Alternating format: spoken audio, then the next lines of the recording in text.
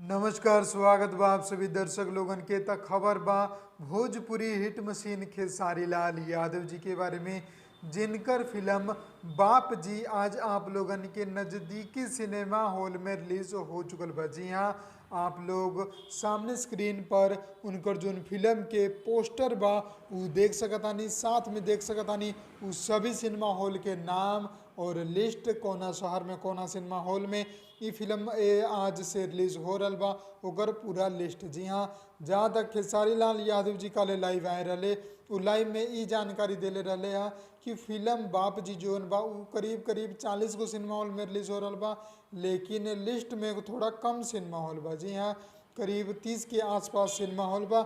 आप लोग सभी सिनेमा हॉल के नाम लिस्ट देख सकतानी सामने स्क्रीन पर। और आप लोगन के अगर ये फिल्म देखे के बा तो जाके अपना जोन सबसे नज़दीकी सिनेमा हॉल बा जाके ये फिल्म के आनंद ले सकतानी।